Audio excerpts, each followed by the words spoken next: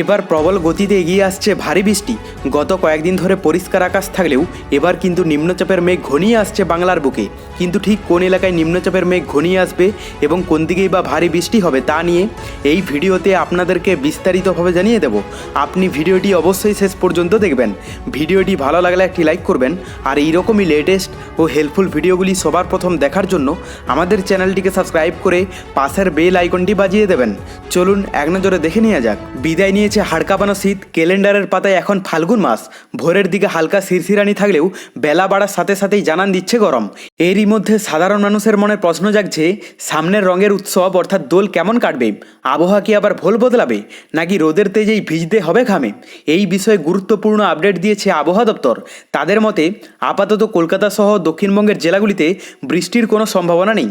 ফেব্রুয়ারি শেষ পর্যন্ত আবহাওয়া মোটের উপর একই থাকবে, তবে 1 মার্চ থেকে তাপমাত্রার গ্রাফ ঊর্ধ্বমুখী হবে। দোল এবং হোলি উৎসবে শীতের আমেজ পুরোপুরি উধাও হবে না, বরং বাতাসে জলীয় বাষ্প বেশি থাকায় আর্দ্রতাজনিত অস্বস্তি বাড়তে পারে। অর্থাৎ রঙের উৎসবে এবার প্যাচপ্যাচে গরমের মোকাবিলা করতে হতে পারে রাজ্যবাসীকে। দু এক জায়গায় আংশিক মেঘলা আকাশের দেখা মিললেও বৃষ্টির কোনো পূর্বাভাস নেই।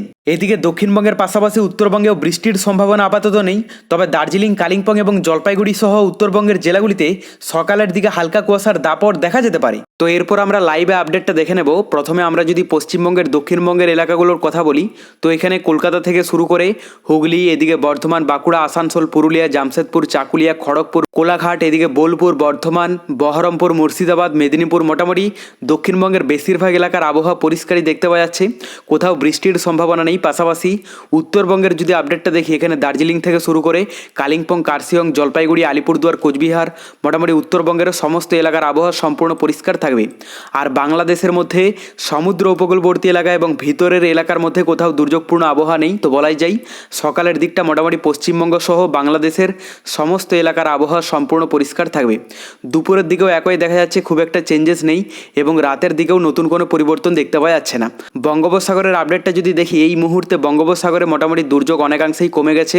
গত কয়েকদিনে যে ঘূর্ণাবর্ত সৃষ্টি হয়েছিল, যার প্রভাবে নিম্নচাপের প্রভাবটা বিশেষ করে মায়ানমারের দিকে চলে গেছে। পশ্চিমবঙ্গ, বাংলাদেশে সেই রকমভাবে ইফেক্ট পড়েনি। শুধুমাত্র মঙ্গলবারের রাতের দিকে পশ্চিমবঙ্গ সহ বাংলাদেশের বেশিরভাগ এলাকা জুড়ে একবার বৃষ্টি হয়েছে।